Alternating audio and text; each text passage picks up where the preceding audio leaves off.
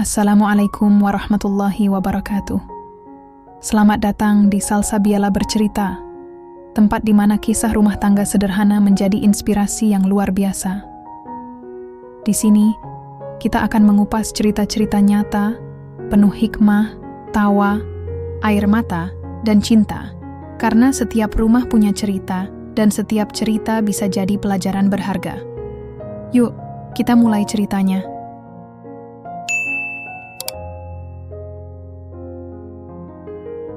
Hai, aku Rani, umurku 32 tahun. Sudah 8 tahun menikah dengan Damar, pria yang dulu kukira jodoh seumur hidupku.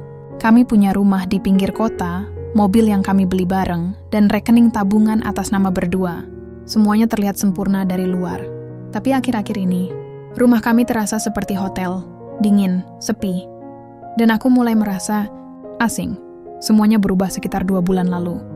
Awalnya aku pikir dia cuma stres kerja. Damar memang lagi sibuk ngurus proyek baru di kantornya. Tapi lama-lama aku sadar, bukan cuma sibuk. Dia berubah, dia mulai pulang lebih malam tanpa kabar. Kalau ditanya, jawabnya standar. Meeting lembur, say. Tapi kalau meeting terus tiap hari, kok nggak pernah bawa dokumen? Kok nggak pernah ngomongin proyeknya? Yang paling bikin aku curiga, dia jadi terlalu hati-hati sama HP-nya. Dulu, HP-nya bebas aku pegang. Sekarang, langsung dikunci pakai sidik jari. Kalau notifikasi masuk, dia langsung sembunyiin layar. Bahkan pas makan malam, HP-nya ditaruh di saku, nggak di meja seperti biasa. Aku coba nggak overthinking. Aku bilang ke diriku sendiri, mungkin cuma fase. Semua pasangan pasti lewat masa kayak gini. Tapi terus-terusan begini, aku mulai nggak tenang. Puncaknya pas ulang tahunku bulan lalu. Aku udah siapin makan malam romantis, lengkap sama kue kecil, lilin, dan playlist lagu favorit kami waktu pacaran. Aku bahkan pakai baju yang dulu dia bilang bikin aku terlihat seperti malaikat. Tapi jam 8 malam, dia belum pulang. Nggak ada kabar. Nggak angkat telepon. Jam 10 malam, dia baru muncul. Muka capek, baju kusut, dan bau parfum wanita. Aku nggak langsung nanya. Aku pura-pura nggak sadar. Aku masih masak lagi, biar makanannya hangat. Tapi dalam hati, rasanya kayak ada yang sobek pelan-pelan. Dia cuma bilang, maaf say, meetingnya nyambung terus. Tapi aku bawa kado buat kamu besok ya. Besoknya, ulang tahunku udah lewat. Dan itu kado terakhir yang dia kasih. Karena setelah itu, dia makin jarang di rumah. Malam-malam, aku sering duduk di dapur sendirian, minum kopi dingin, mikir, apa salahku? Apa kurang perhatian? Apa nggak suka cantik lagi? Sampai suatu pagi, waktu aku lagi nyuci jaketnya, aku nemu sesuatu di saku dalam selembar nota hotel. Tanggalnya sama persis dengan hari ulang tahunku. Nama tamu, Damar NM. Aku baca ulang. 2 kali, 3 kali. Sampai matanya perih. Tapi nggak nangis, nggak marah. Aku cuma diam. Karena pada detik itu, aku sadar, dia nggak cuma lupa ulang tahunku. Dia malah rayakan bareng orang lain. Aku lipat nota itu pelan-pelan, masukin ke dompetku. Bukan buat bukti, tapi buat pengingat. Kalau suamimu mulai bersikap aneh, jangan buru-buru menyalahkan diri sendiri. Kadang ya bukan kamu yang berubah, tapi dia yang berpaling, dan sejak hari itu, aku berhenti jadi istri yang naif. Aku mulai mengamati, mendengar, mengingat. Karena kalau dia berani mengkhianati aku diam-diam, aku juga bisa melindungi diriku diam-diam, tapi itu cerita nanti. Yang jelas, malam itu, aku tidur dengan mata terbuka, dan besoknya, aku mulai merencanakan sesuatu. Setelah nemu nota hotel itu, aku nggak langsung meledak. Aku nggak teriak, nggak nangis histeris, apalagi ngamuk-ngamuk. Aku justru tenang banget, terlalu tenang malah. Karena aku sadar, kalau aku marah sekarang, aku cuma jadi bahan tertawaan dia dan siapapun yang udah dia bawa ke hotel itu. Tapi pertanyaannya, siapa dia? Aku butuh nama, wajah, cerita. Aku nggak mau jadi istri bodoh yang cuma nangis di pojokan sambil nunggu suami pulang. Jadi, aku mulai menggali. Pertama, aku cek riwayat panggilan dan chat di HP-nya. Tapi semuanya udah dihapus. Bahkan history browsernya pun bersih kayak baru beli. Tapi, ada satu celah kecil. Dia lupa logout dari akun Google-nya di laptop lama yang kami simpan di gudang. Dan di sana, aku nemu sesuatu. Email konfirmasi reservasi hotel itu. Dikirim ke email pribadinya. Dan di bagian catatan tambahan tertulis, untuk anniversary ke-5, terima kasih sudah kembali, Maya. Maya, nama itu langsung nancep di otakku kayak paku. Maya, mantan istrinya. Ya, Damar pernah menikah sebelum aku. Mereka cerai 7 tahun lalu karena konflik keluarga, itu yang dia bilang. Katanya, mereka nggak cocok, dan Maya nggak bisa nerima kalau dia nggak mau punya anak dulu. Tapi kami nggak pernah bahas dia lagi. Bahkan foto-foto lama Maya udah dia buang, atau katanya begitu. Tapi sekarang, dia rayakan anniversary bareng Maya, aku langsung cari nama Maya di media sosial. Nggak susah, cuman ada satu akun dengan nama lengkapnya yang match sama alamat lama Damar dulu. Aku buka profilnya, dan jantungku langsung berdebar kencang. Foto terbarunya, dia sama Damar berdua. Di kafe yang pernah dia bilang terlalu mahal buat kita waktu aku ajak ke sana. Mereka duduk bersebelahan, ketawa, gelasnya beradu, kayak pasangan yang baru jatuh cinta. Bahkan di captionnya dia tulis, "Back to where it all began." Aku baca komentar di bawahnya. Ada yang nanya, "Balikan lagi?" Dan Maya jawab, "Semoga kali ini nggak ada yang nyempil." Nyempil. Kata itu bikin darahku mendidih. Jadi, aku ini nyempil? Setelah 8 tahun menikah, merawat rumah, menahan diri dari belanja, bahkan rela nggak ambil cuti waktu ortuku sakit, karena dia minta fokus bayar cicilan rumah. Aku cuma dianggap nyempil, aku hampir melempar laptop itu. Tapi, aku berhenti, karena aku sadar, mereka udah meremehkanku. Mereka kira aku lemah. Gampang ditipu, gampang dilupakan, tapi mereka lupa satu hal, aku nggak pernah bodoh. Aku cuma memilih percaya, dan sekarang, kepercayaanku udah diinjak-injak, jadi aku buat akun baru. Nama samaran, foto profil pakai gambar random. Aku ikuti akun Maya, terus mulai mengintai diam-diam. Dari situ, aku tahu banyak hal. Mereka ketemuan hampir tiap minggu. Maya udah cerai juga, tapi katanya dia nggak pernah move on dari Damar. Mereka sekarang lagi ngurus surat cerai. Untukku, ya, bukan cuma selingkuh, tapi rencana sistematis buat mengusirku, biar mereka bisa balikan kayak nggak pernah ada aku. Di salah satu story-nya, Maya bilang, rumahnya udah siap. Tinggal urus administrasi aja. Semoga cepat selesai biar kita bisa mulai hidup baru. Rumah, administrasi. Aku langsung cek rekening bersama kami. Saldo masih utuh, tapi ada beberapa transfer kecil ke rekening asing. Nggak besar tapi rutin. Mungkin buat DP rumah baru, aku juga lihat Damar mulai sering nanya soal dokumen properti. Pernah dia tanya, "Surat tanah rumah ini masih di lemari besi kan?" Aku jawab iya, pura-pura biasa. Tapi malam itu, aku ambil semua dokumen penting. Surat rumah, BPKB mobil, akta pernikahan, bahkan fotokopi KTP-nya. Dan aku simpan di brankas ibuku. Aku belum ngapa-ngapain sama hartanya. Tapi aku mulai bersiap, karena kalau mereka mau perang, aku nggak bakal datang dengan tangan kosong. Mereka kira aku cuman istri rumahan yang nggak ngerti dunia luar. Tapi mereka nggak tahu. Dulu sebelum menikah, aku kerja di bagian keuangan. Aku ngerti cara mengamankan aset. Dan yang lebih penting, aku ngerti cara bikin seseorang bangkrut tanpa perlu memukulnya. Sementara mereka sibuk bikin rencana hidup baru. Aku diam-diam bikin rencana akhir untuk mereka. Dan yang paling menyakitkan, Damar masih pulang tiap malam.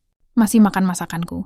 Masih bilang I love you sebelum tidur, padahal dia udah janji sama Maya buat tinggal bareng minggu depan. Aku cuman bisa geleng-geleng. Kalau kamu pernah merasa dicintai, tapi sebenarnya cuma dipakai, kamu pasti ngerti rasanya, tapi tenang. Karena balas dendam terbaik bukan dengan teriakan, tapi dengan senyum manis. Sambil menguras rekeningnya. Setelah tahu semuanya, soal Maya, rencana mereka balikan, bahkan rumah baru yang udah disiapkan, aku nggak nangis. Aku nggak teriak. Aku malah tenang banget, lebih tenang dari biasanya. Karena aku sadar, air mata nggak akan mengembalikan harga diriku. Tapi kecerdasan bisa menyelamatkanku. Jadi aku putuskan satu hal. Kalau Damar mau menceraikanku demi Maya, dia nggak boleh bawa sepeser pun hartaku. Ya, hartaku bukan harta kami. Karena semua yang ada sekarang, rumah, tabungan, mobil, bahkan saham kecil di usaha sampingan, itu hasil jerih payah kami berdua. Tapi dia yang mau pergi. Jadi wajar kalau aku yang mengamankan semuanya. Tapi aku nggak bisa gegabah. Kalau tiba-tiba tarik semua dana atau jual aset, dia pasti curiga.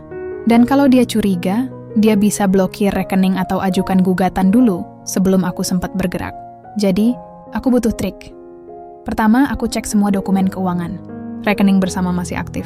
Deposito atas nama kami berdua. Saham di UMKM kuliner kecil yang kami rintis bareng. Masih atas nama Rani and Damar. Dan rumah masih pakai nama kami sebagai pemilik. semua masih bisa diselamatkan. Asal aku cepat dan diam. Langkah pertama, aku buka rekening baru, atas nama sendiri, di bank yang beda. Nggak lewat aplikasi, aku datang langsung, bawa KTP asli, dan isi dengan dana darurat kecil, cuma 5 juta. Cukup buat mulai. Lalu, tiap minggu, aku tarik sebagian kecil dari rekening bersama, cuma 2-3 juta, dengan alasan belanja bulanan atau servis AC. Damar nggak pernah nanya detail. Dia pikir aku cuma ibu rumah tangga biasa yang nggak ngerti keuangan. Padahal, tiap kali tarik, semua uang itu langsung aku pindahin ke rekening baruku. Langkah kedua, aku jual saham di usaha kuliner kami. Aku telepon teman lama yang dulu pernah minat invest di usaha itu. Aku bilang, aku butuh dana darurat. Kamu masih mau ambil saham bagianku? Dia langsung setuju. Transaksinya tunai, lewat transfer pribadi, nggak lewat rekening bersama. Dan Damar, dia nggak tahu, karena saham itu dipegang lewat notaris, dan dia nggak pernah cek. Langkah ketiga, mobil. Kami punya 1 mobil, Mobilio putih, cicilan udah lunas. Aku ajak Damar servis besar ke bengkel langganan. Di sana, aku pura-pura nanya soal jual mobil. Bengkel itu punya koneksi ke pembeli cash. Dalam seminggu, mobil laku. Dengan harga hampir sama kayak pasarnya, uangnya masuk ke rekeningku. Dan keesokan harinya, aku bilang ke Damar, mobilnya rusak mesinnya. Bengkel bilang lebih murah ganti daripada servis. Aku udah jual, biar kita fokus bayar cicilan rumah. Dia cuma manggut-manggut, bahkan nggak nanya berapa harga jualnya, karena dia udah nggak peduli, dan itu keuntunganku. Tapi yang paling penting, rumah. Itu aset terbesar kami. Nilainya hampir 1,2 miliar. Kalau dia ajukan cerai, rumah ini bisa jadi rebutan. Tapi ada celah. Dulu, DP rumah itu sebagian besar dari uang warisan mendiang ayahku. Dan di akta jual beli tertulis, pembayaran awal berasal dari hibah keluarga pihak istri. Artinya, aku punya hak lebih besar. Jadi aku temui notaris lama kami. Diam-diam, aku minta salinan akta lengkap, lalu ajukan perubahan kepemilikan parsial berdasarkan sumber dana awal. Prosesnya butuh waktu, tapi sah secara hukum. Dan yang terpenting, Damar nggak perlu tahu. Sementara semua ini berjalan, aku tetap jadi istri sempurna di depannya. Masakannya enak. Senyumnya tulus. Bahkan aku mulai rajin tanya, kamu kenapa sering capek, say? Butuh liburan? Dia malah makin tenang. Mungkin pikir aku nggak tahu apa-apa. Bahkan sempat bilang, kamu istri terbaik, Ran. Sayang banget sama kamu. Aku cuma senyum. Dalam hati, aku bilang, kalau kamu tahu apa yang sedang aku lakukan di balik senyum ini, kamu nggak akan bisa tidur. Aku nggak menikmati ini, tapi aku juga nggak menyesal. Karena ini bukan soal balas dendam. Ini soal bertahan hidup. Kalau kamu pernah dikhianati oleh orang yang paling kamu percaya, kamu akan mengerti, melindungi dirimu sendiri bukan kejam. Itu kebutuhan, dan rencanaku masih jauh dari selesai. Tapi satu hal yang pasti, saat Damar datang membawa surat cerai, dia nggak akan dapat harta. Yang dia dapat cuma kejutan pahit yang udah lama aku siapkan. Semakin dekat Damar ke Maya, semakin hilang dia dari hidupku. Bukan secara fisik. Dia masih tidur di sebelahku. Masih makan di meja yang sama. Tapi jiwanya udah lama pergi, dan justru karena itu, aku bisa bergerak lebih leluasa. Aku sadar satu hal. Dia nggak akan curiga kalau aku tetap jadi istri yang manis. Jadi itu yang kuperankan. Setiap pagi aku siapin sarapannya. Roti panggang, telur orak-arik, kopi hitam, persis seperti kesukaannya. Pas dia pamit kerja, aku peluk dari belakang. Bisik, hati-hati di jalan, say. Dia senyum. Kadang cium keningku, tapi aku tahu, itu cuma kebiasaan, bukan cinta. Dan di balik senyumku itu, aku sedang menyelesaikan langkah terakhir dari rencanaku. Pertama, rekening bersama.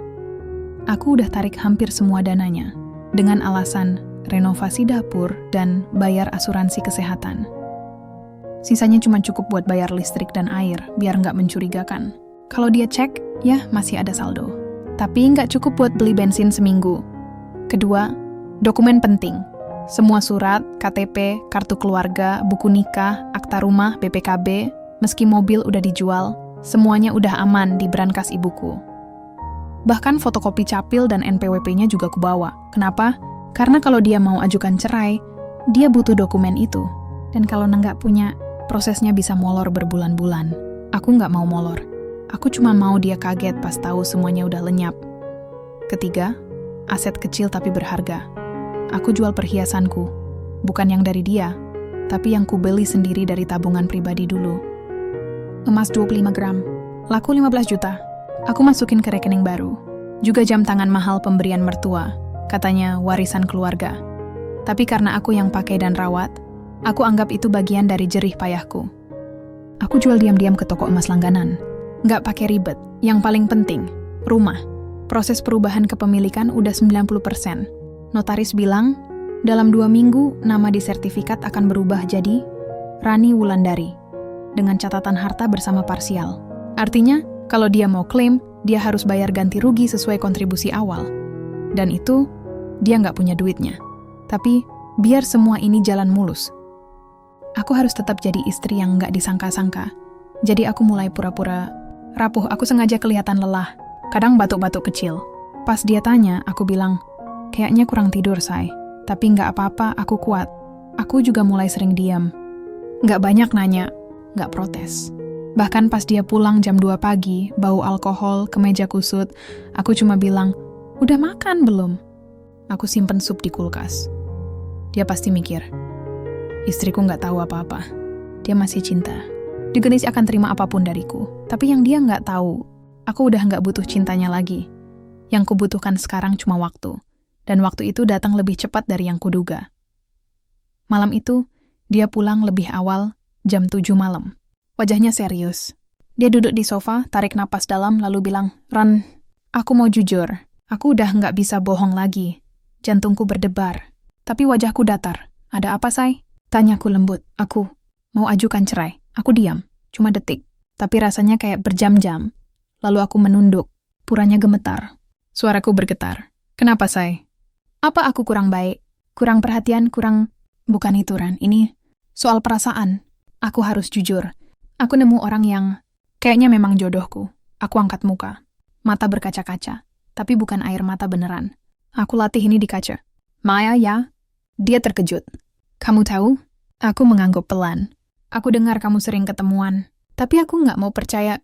Sampai sekarang, dia kelihatan lega. Kayak beban hilang. Bahkan bilang, aku minta maaf, Ran. Tapi ini demi kebahagiaan kita semua. Kebahagiaan kita semua.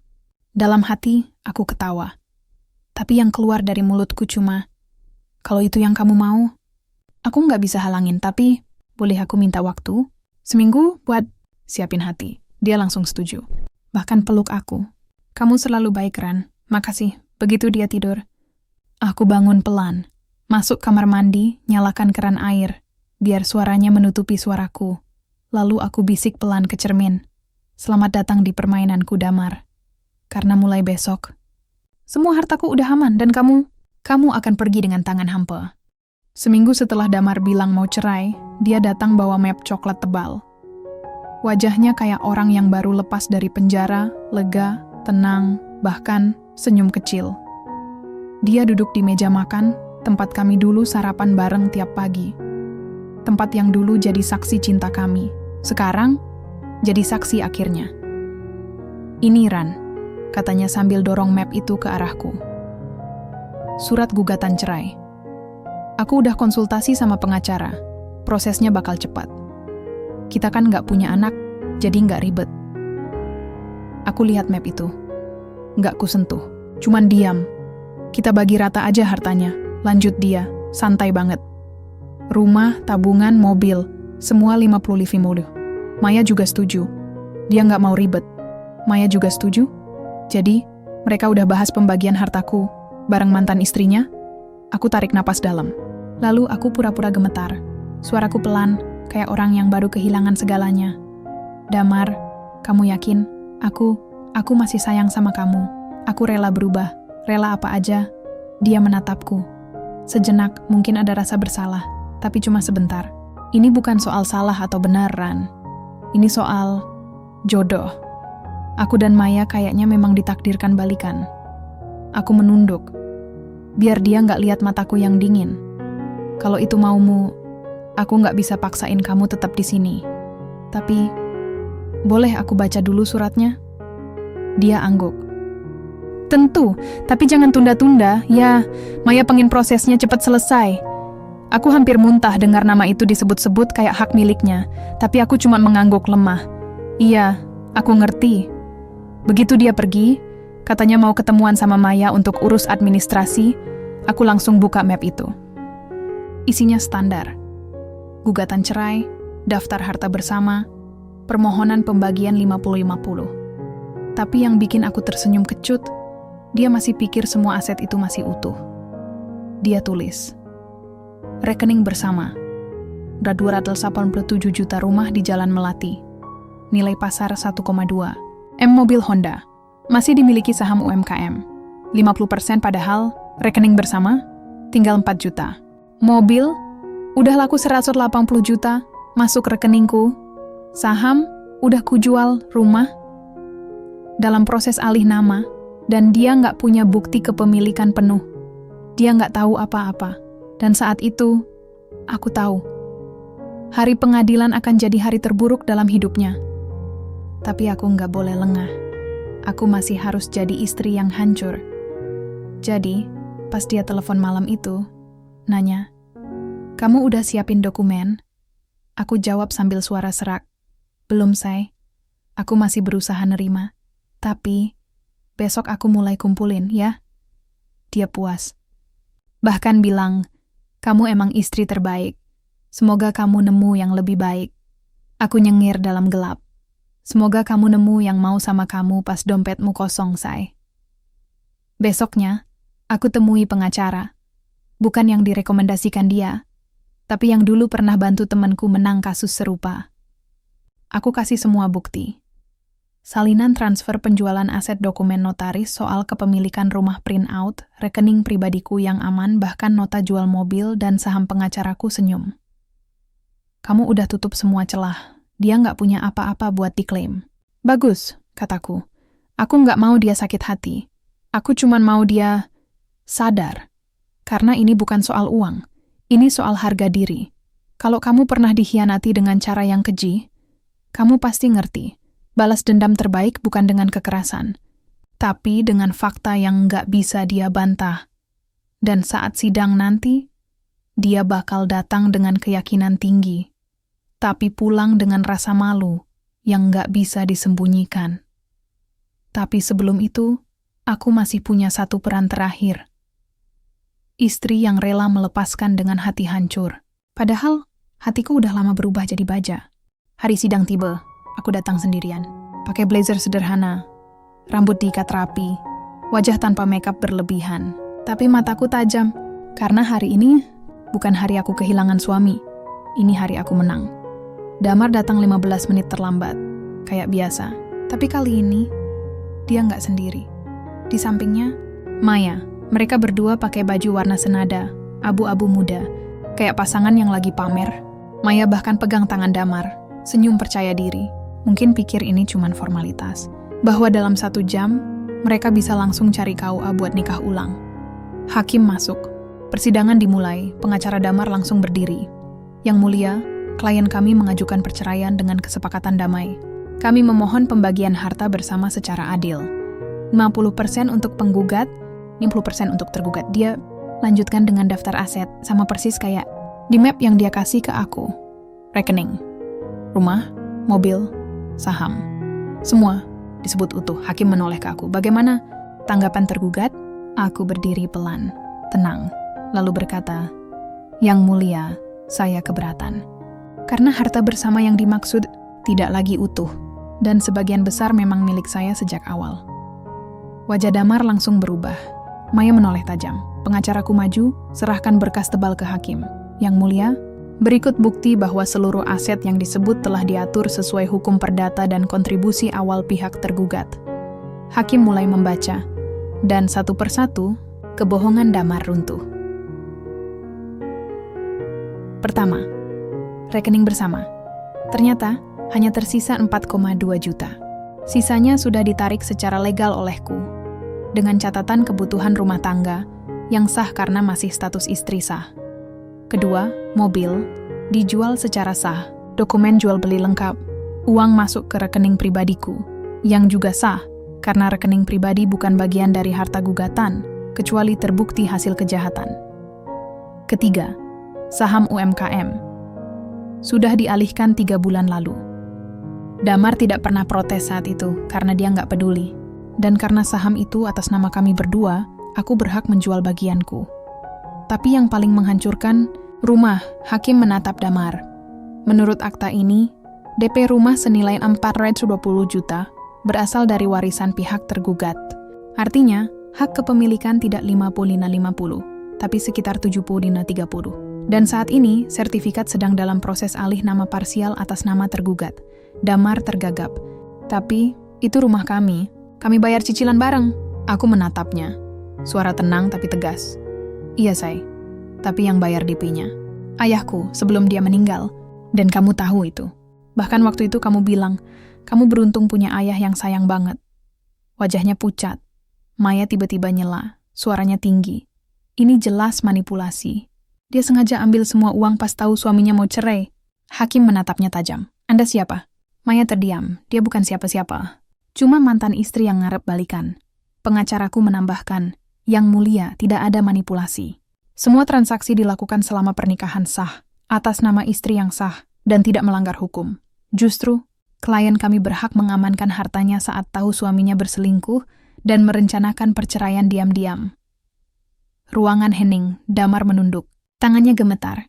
Hakim menutup berkas. Gugatan perceraian dikabulkan. Namun tidak ada harta bersama yang dapat dibagi karena aset telah dialokasikan secara sah oleh pihak tergugat. Penggugat tidak berhak atas klaim apapun. Maya langsung berdiri. Apa? Tapi, silakan duduk Nyonya, potong hakim dingin. Damar menatapku. Matanya penuh kebingungan, malu, dan kemarahan. Kamu sengaja ya?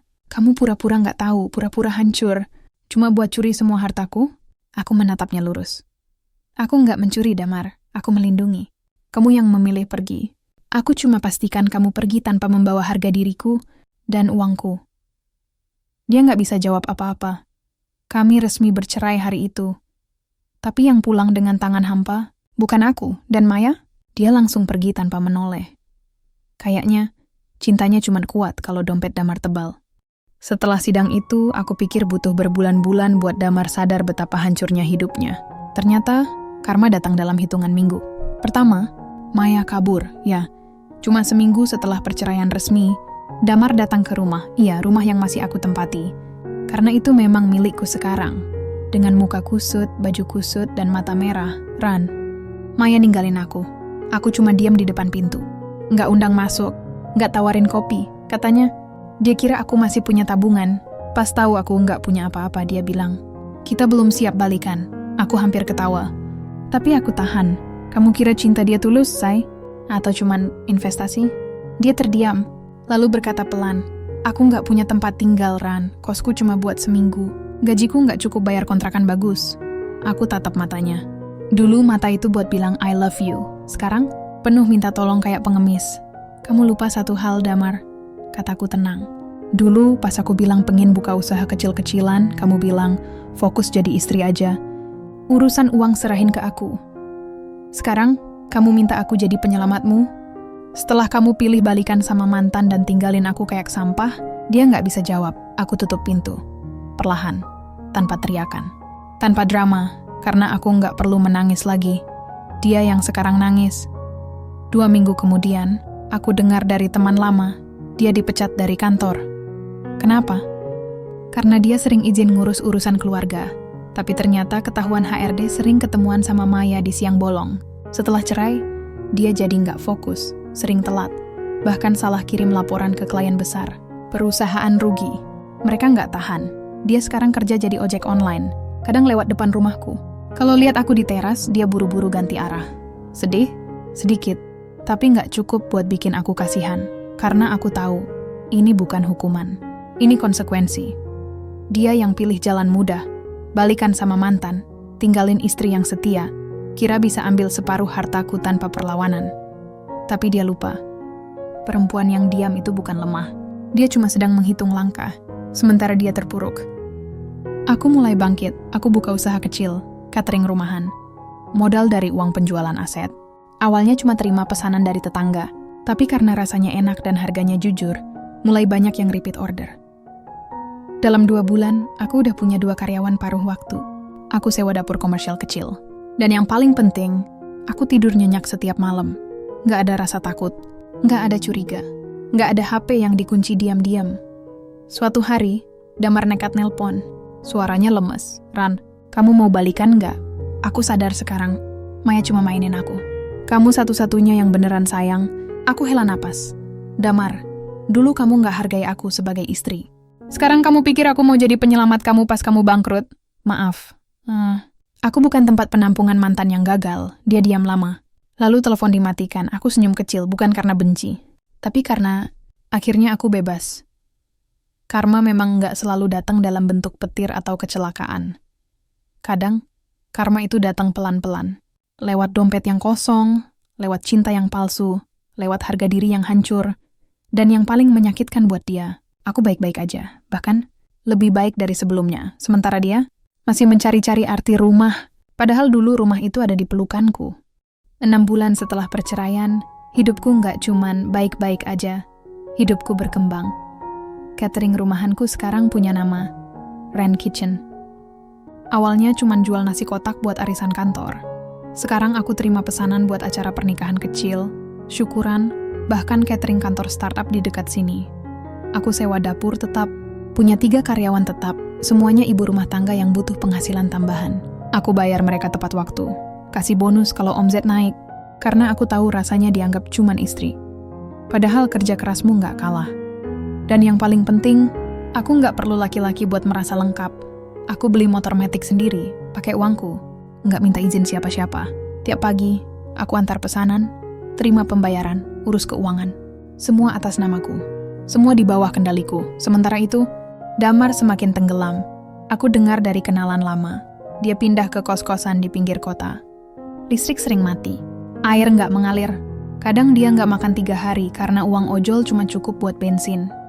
Dia coba pinjam ke teman-teman lamanya. Tapi siapa yang mau pinjam ke orang yang dulu sombong, suka pamer mobil baru, rumah mewah, sekarang minta 100.000 buat makan. Bahkan mantan-mantannya yang dulu dekat, pada sibuk pas dia nelpon. Ironis banget ya. Dulu, dia punya segalanya. Istri setia, rumah nyaman, tabungan aman. Tapi dia rela buang semua itu demi ilusi cinta lama yang ternyata cuma numpang hidup. Dan Maya? Aku dengar dia nikah sama pengusaha kecil di luar kota. Damar nggak diundang. Bahkan dihapus dari semua grup WA mantan kantor. Dia benar-benar sendirian. Suatu sore, aku melihatnya lewat depan rumah. Pakai jaket lusuh, helm butut, motor ngebul. Dia melambat. Mungkin berharap aku keluar, ngajak ngobrol, kasih sedikit harapan. Tapi aku cuma tarik tirai pelan. Bukan karena dendam, tapi karena aku udah lewat masa itu. Aku nggak butuh dia minta maaf. Aku nggak butuh dia sadar. Aku cuma butuh hidupku jalan terus. Dan jalan itu sekarang lebih terang dari sebelumnya. Aku mulai ikut komunitas perempuan wirausaha. Di sana aku ketemu banyak perempuan seperti aku, yang pernah diinjak, dikhianati, diremehkan, tapi bangkit dengan diam dan kerja keras. Salah satu dari mereka bilang sesuatu yang nancep di hatiku. Kamu nggak perlu balas dendam, cukup jadi versi terbaik dari dirimu. Itu aja udah bikin mereka nyesel seumur hidup. Dan itu bener banget. Setiap kali aku upload foto Ren Kitchen di Instagram, pesanan ramai, tim senyum, dapur bersih, aku tahu Damar pasti lihat. Dan setiap kali itu juga, dia sadar, dia kehilangan bukan cuma istri, tapi perempuan yang bisa bikin hidupnya maju. Tapi aku nggak seneng karena dia menderita, aku seneng karena aku bebas. Bebas dari rasa takut, bebas dari pura-pura, bebas dari hidup yang cuma jadi bayangan suami. Sekarang, kalau orang tanya, siapa kamu? Aku jawab dengan tegak, aku Rani, pemilik Ren Kitchen. Mantan istri yang dikhianati, dan sekarang perempuan yang nggak butuh pengkhianatan buat jadi kuat. Dan itu cukup. Hampir setahun berlalu sejak perceraian.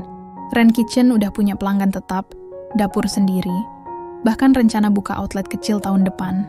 Hidupku sibuk, tapi damai. Suatu sore, ibuku datang bawa kardus lama. Isi barang-barangku yang dulu sempat disimpan di gudang rumah orang tuaku. Aku lupa kalau masih ada sisa-sisa masa lalu di sana. Di antara buku resep lama dan foto pernikahan yang kusimpan, entah kenapa, ada amplop coklat tipis. Gak ada nama pengirim, tapi aku langsung kenal tulisan tangan di pojok kiri bawah. Untuk Rani, cintaku selamanya damar. Jantungku berdebar. Bukan karena rindu, tapi karena ini pertama kalinya aku lihat sesuatu dari dia yang bukan soal tagihan, surat cerai, atau permintaan uang. Aku buka perlahan, isinya surat. Tertanggal 10 tahun yang lalu, 2 minggu sebelum kami menikah.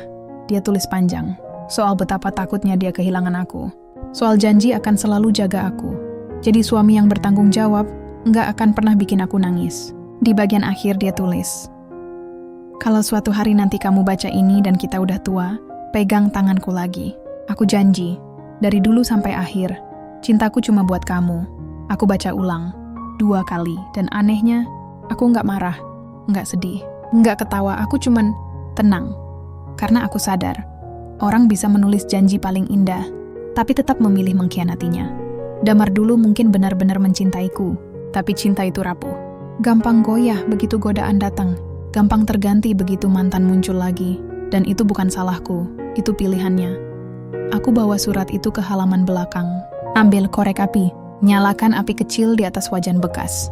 Surat itu terbakar pelan. Api memakan kata-kata manis, janji abadi, dan ilusi selamanya aku nggak nangis. Aku bahkan nggak bicara, karena ini bukan ritual pembakaran dendam. Ini pelepasan. Aku lepas masa lalu yang udah nggak relevan. Aku lepas harapan yang udah mati. Aku lepas bayangan pria yang dulu kukira jodoh, tapi ternyata cuman pelajaran asap mengepul. Kertas jadi abu. Dan di tengah keheningan itu, aku sadar, aku nggak butuh surat itu buat ingat siapa aku. Aku bukan istri yang ditinggal. Aku bukan korban pengkhianatan. Aku perempuan yang jatuh, lalu bangkit dengan caranya sendiri. Dan itu lebih berharga dari 1000 surat cinta. Malam itu, aku tidur lebih nyenyak dari biasanya. Nggak ada mimpi buruk. Nggak ada bayangan Maya atau Damar. Cuma aku dan besok yang penuh rencana. Karena hidupku sekarang nggak dibangun dari janji orang lain, tapi dari keputusanku sendiri. Banyak orang bilang, "Kamu hebat, Ran. Kamu balas dendam dengan cara paling elegan." Tapi aku nggak balas dendam. Aku cuman melindungi diriku. Karena waktu kamu dikhianati oleh orang yang paling kamu percaya, dunia terasa runtuh. Kamu mulai ragu sama diri sendiri. Apa salahku? Kurang cantik? Kurang perhatian? Kurang cukup? Tapi lama-lama, kamu sadar, bukan kamu yang kurang. Dia yang nggak cukup berani jujur. Dan dari situ, aku belajar satu hal paling penting. Perempuan nggak perlu jadi korban buat jadi kuat. Kita bisa terluka, tapi tetap berdiri. Kita bisa marah, tapi tetap berpikir jernih. Kita bisa kecewa, tapi tetap maju. Aku nggak menang karena Damar jatuh miskin. Aku menang karena aku nggak jatuh bersamanya. Aku nggak menang karena dia ditinggal Maya. Aku menang karena aku nggak butuh seseorang yang gampang ninggalin aku. Dan yang paling penting, aku nggak menang karena ambil semua hartanya. Aku menang karena aku ambil kembali kendali atas hidupku. Sekarang, kalau ada perempuan datang ke depanku, nangis, gemetar, bilang suaminya selingkuh atau mau cerai, aku nggak langsung suruh dia balik atau lawan. Aku tanya satu hal, kamu masih punya rencana buat dirimu sendiri? Karena selama kamu masih punya rencana, kamu masih punya kekuatan. Dan selama kamu nggak nyerah sama rasa takut, kamu nggak akan pernah jadi korban. Cerita ini bukan buat ngajarin dendam, tapi buat ngasih tahu, kamu berhak aman, kamu berhak tenang, kamu berhak hidup tanpa pura-pura. Kalau suamimu mulai jauh, jangan buru-buru salahkan diri, cek, amati, siapkan diri, bukan buat perang, tapi buat bertahan. Karena cinta sejati nggak perlu sembunyi-sembunyi, cinta sejati nggak perlu khianati orang lain buat kembali, dan cinta sejati nggak pernah bikin kamu ragu sama harga dirimu. Aku nggak benci Damar, aku cuman nggak lagi peduli, dan itu jauh lebih kuat dari kebencian. Sekarang setiap pagi, aku bangun bukan buat masak buat suami, tapi buat siapin pesanan pelanggan yang percaya sama masakanku. Aku nggak nunggu kabar dari siapa-siapa. Aku yang bikin kabar. Omzet naik, tim senang, dapur rapi, dan malam hari, aku tidur dengan hati tenang. Karena hidupku sekarang milikku sepenuhnya. Jadi, buat kamu yang lagi baca atau dengar ini, kalau kamu sedang di titik terendah, dikhianati, diremehkan, ditinggal, ingat satu hal. Kamu bukan akhir dari cerita pengkhianatan. Kamu adalah awal dari kisah kebangkitanmu sendiri. Dan percayalah, ceritamu yang sebenarnya belum dimulai.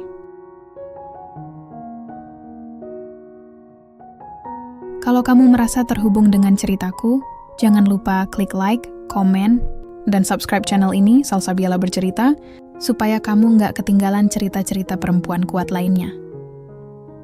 Jangan lupa kunjungi video-video lain di channel Salsabiela Bercerita, di mana setiap cerita punya ruang untuk hidup, menyentuh hati, dan menginspirasi jiwa.